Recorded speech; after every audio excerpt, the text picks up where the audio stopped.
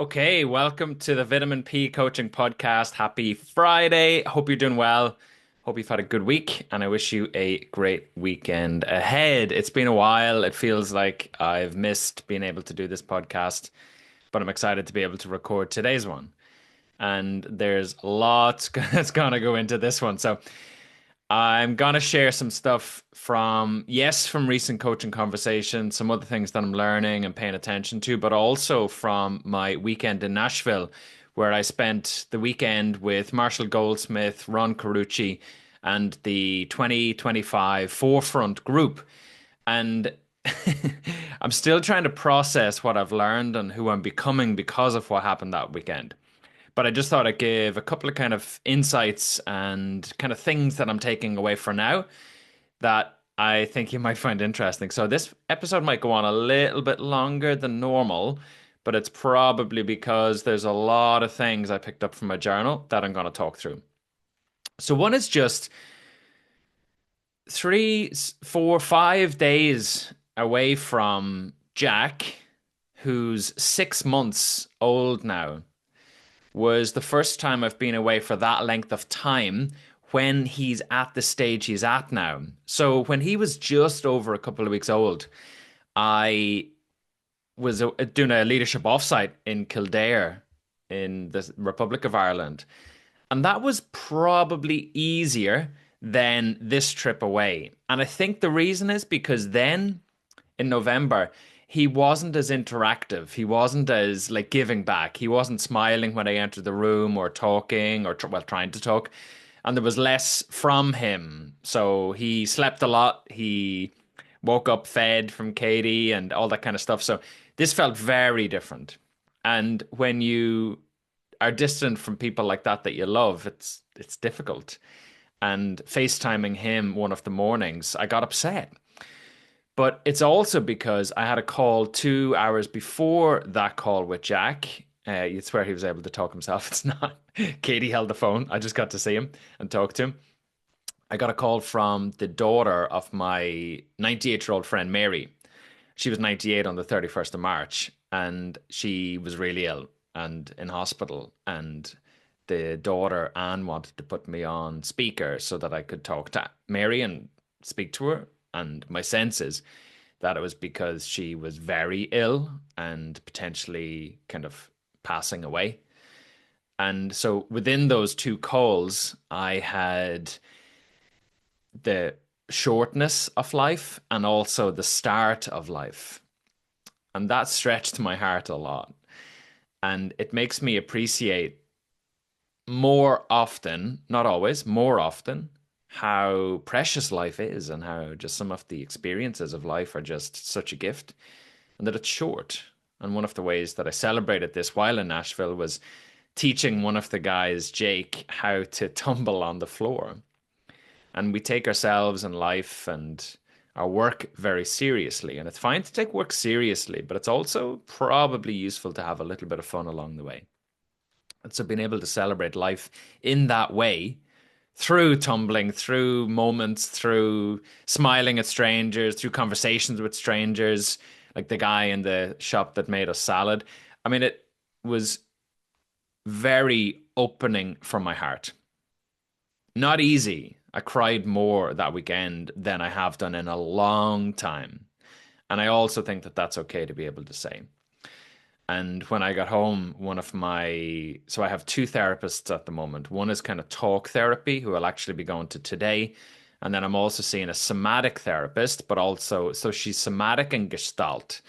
And it's amazing to have that support to decompress some of these experiences and be able to like hold it in my body a little bit more easily and a little bit lighter. So that feels kind of good. So that's the heart stretching stuff that being away from home and having those two calls, one with Mary and her daughter, and one then with Jack and Katie, like it stretches your heart no matter what distance you are. Links to the living and feeling alive before we die, because I don't think we realize life is short. One of the guys there, Aaron, was saying to me, he does a death meditation, which is just on the inhale saying one and on the exhale saying less. And the invitation is Every breath we take is one less. We have a certain number that we will breathe in our lives, and there's one less. So, like, life is short. What are we going to do about it? How are we going to celebrate life in the meantime? One of the guys that trained us on the Friday is Ron Carucci, and he saw me and he saw my heart and he wrote Jack a beautiful letter about me. And I mean, I could probably get emotional thinking about it again because of what he wrote and just how beautifully seeing he is in what he was talking about. But a lot of the work that we did that day with Ron was around origin stories. And so this is where you'll have learned certain patterns, certain ways of interacting, certain thoughts, and certain behaviors that served you when you were younger, whether that's maybe freezing to avoid disappointing a parent, whether that's hiding your own needs so that you can look after everybody else, whether that's feeling like you can save the world because that makes you feel like you're contributing to something good. Whatever those kind of patterns are that show up now, you've learned them from somewhere, and digging into the past and where you learned them helps you, in as far as I understand, be able to recreate a redemption story that will almost undo or soften the impact of those patterns on you and how you show up. Because if you're playing out unconscious patterns and don't have an alternative, there's nothing to replace the behavior with. So you will default back to unhelpful patterns of thought and behavior. Instead, the redemption story in my mind is creating a version of uh, like who you want to be, how you want to show up, how you want to kind of soften those patterns or unhelpful thoughts or behaviors going forward in the next interaction or the next thought or any of that kind of stuff. And so, how will you live it? How will you live into that redemption story? That's what I'm trying to answer at the moment, trying to come up with what that looks like, but also digging into who at so what age was Philip when he learned certain patterns? What were the events? What triggered that? And getting really curious, but also a little bit compassionate for myself. What a concept. And so that would be an invitation as well for kind of digging into some of this work for ourselves. How can you trace back some of those patterns that you repeat often, never understanding where they come from, understand them, and then try and create a redemption story? Another thing that we talked about is how categorizing individuals. And so I think about performance reviews and kind of giving you, oh, you're a 1-1 or you're a 2 this year or a 4 or whatever the kind of numbers are, immediately diminishes the individual, immediately makes them feel smaller, and immediately triggers certain behaviors or reactions that are probably going to be unhelpful. We do not want to be categorized into something that is too small to describe us. And when you give and give and give to a company for years, and then every year have a performance review that says you're a 4 or a 3 or like whatever way the numbers go, it's just too small. It's just too small. And so finding ways to grow beyond those categorizations can be helpful. At least that's how I understand that part of it. Another thing that come up is it's really hard to trust you saying yes if I haven't heard you say no. And it's the same in so I'm gonna try and talk a little bit live on this one because I'm not fully formed in my thinking, but like I saw a post on psychological safety recently, and what it said more or less is safe environments feel like they cannot have disagreement in them. And that's how I think a lot of people understand psychological safety. No disagreement, no kind of conflict, no opposing views, any of that kind of stuff. And that's actually not what creates safety. Safety comes from being able to share those things, experiencing the conflict, and then resolving them. And if we can't say no to each other, It's very hard to trust each other when we say yes. And the quote is, I want to see your defensiveness because I know then more of who you are. And I think often we try to create environments where people are safe and contained. And that's not how the world works. The world will push against you. Anger is a useful response. It does not have to be expressed, but it can mean you become defensive. And that's where we see who you are. That's where we know who you are because now we know the edge of who you are and we know what's important to you. And that's really such an invitation to me. I veer towards support. Now I'm going to veer a little bit more towards challenge and get that balance right for the right situation. Another invitation is when we try to think about improving our performance or our impact in business, we look within to business for the lessons and the insights. And business is just a construct. And so exploring things outside of business, whether that's art, music, nature, for me, dogs, art, kids, music, like playing the guitar. There's lots of wisdom and insights if you're paying attention outside of business for what you could do and bring into business. And so that would be an invitation as well as how can you observe whatever it is that you get joy and energy from outside of work that could give you some of the lessons and insights inside of work. Another invitation. Ron talked about within, between, and among as this kind of simple kind of framework for understanding individuals, teams, and then organizations. So within is where I spent a lot of time on my coaching. And that's the kind of inner leadership development stuff. But there's also between, and that's team stuff. So that's like how are we interacting? Are we agreeing? How are we making decisions? All that kind of stuff. But then there's the among, and that's the culture and the governance that sits around all of that stuff. And we all exist within a context. We all exist within a system. And if we're not paying attention to that stuff, we don't have to fix it, but we definitely have to be aware of it and have a radar or a map of it. And that's what I'm going to try and improve at the moment is just to help people see the system that they're in so that they can operate individually and then collectively more effectively. Getting good at those is going to deepen, in my mind, the within work. And so that's another invitation that I would make is where are you over indexing or spending more time than might be helpful? And how can you build your map of the other areas? We also talked about authenticity, and this was the day with Marshall. And authenticity, if you're a CEO, as an example, or a business owner, authenticity could be you have a client and they tell a joke that's not really that funny. You don't find it funny, but if you were to not laugh, you might lose the contract.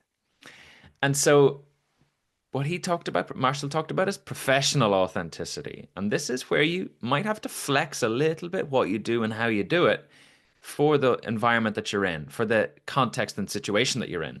So that might mean laughing at the joke, even if it's not funny. My response to that is, I get it. We can be certain versions of ourselves in certain contexts, but you must be aware that there's a cost to you if you do that for too long and lose sight of who you are and lose sight of your own impulses. Because we often then look outside of ourselves for who we are and lose contact with our own authenticity, our own impulses, our own non-conditioned reactions to the world. So, for example, not laughing at the joke. And if we do that long enough and laugh at the joke that we don't find funny, I think that there's a cost of that. And I don't fully understand it yet, but I definitely see that as a thing. Another is when you're like in any role, in any profession, in any identity kind of container, mother, father, granddad, all that kind of stuff, business owner, CEO, senior leader, director of whatever. When you lose that, you enter this kind of identity vacuum because who are you now? There's less kind of structure around you. There's less known behaviors. There's less ways of being. Again, back to the professional authenticity. I don't really know who I am if I've lost who I think I am. that identity. And one presentation of this might be no one will laugh at your jokes anymore. If you were a senior leader and people were laughing at your jokes, it's probably because of the position you were in, not because the jokes were funny. And often as a leader, you will get people acting up to impress you and get your approval and validation. Because again, you are an unconscious symbol of parental figure. And so you'll be pushed against or you'll be sought for approval. And how are you going to fill the gap? How are you going to close that gap of who you are now outside of that? Because you are not just your identity in the workplace, you are more than that. So that's interesting. Another kind of thing that I'm paying attention to is just how might I grow through any limitations or sense of safety, which leaves me and you and others unseen and not making the impact that we could have.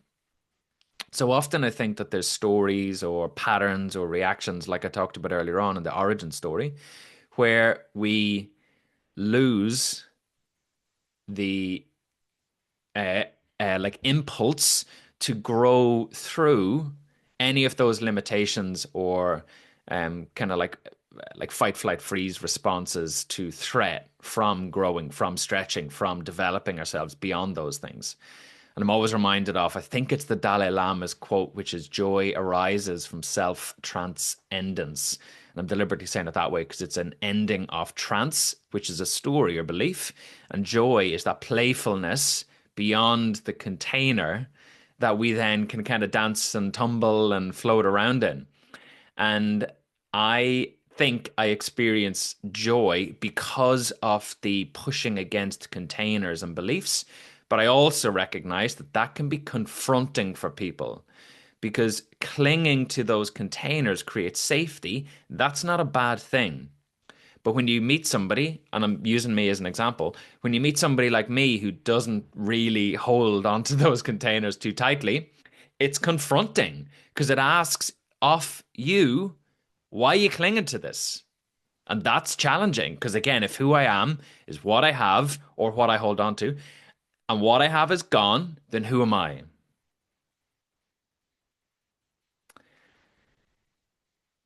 So grow through your limitations. They're just constructs of the mind. They are just containers to keep you safe, alive, and well. And they might not be true. We often think about changing the world. I definitely think about changing the world. And it's so easy to complain and say, this is what the world needs, and we need this, and systems need, and all this kind of absolute horseshit. And yeah, it's cool to see it. But complaining from a distance and doing nothing is just like intellectual arrogance. And it's fine to have it here, but de-intellectualize it and embody some action to alleviate that suffering at a micro level. Because otherwise, you'll get defeated against progress trying to change the system versus starting from where you are. And I think the starting from where you are is such a helpful invitation. Change the room you're in. Change the room you're in. My room here is a mess. You see a nice background, it's a mess. There's shit everywhere. Change here. Why the fuck do I think I can change the world? Right? And then, right, so start from where you are. You could have more of an impact than you think. Don't try to change the world. Change the room that you're in. One interaction, one room at a time. And then I was on the receiving end from what could be perceived as a attack, a reaction of aggression. And it was really interesting to watch how different people responded to that.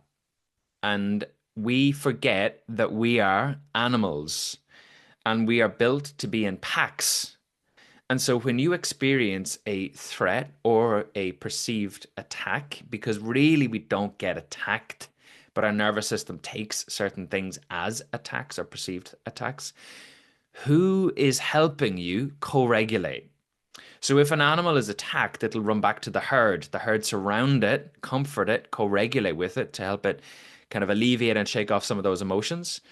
And then that helps you move forward. when you experience the email that says call me now or whatever it is, how are you connecting with other people to co-regulate? Or are you numbing?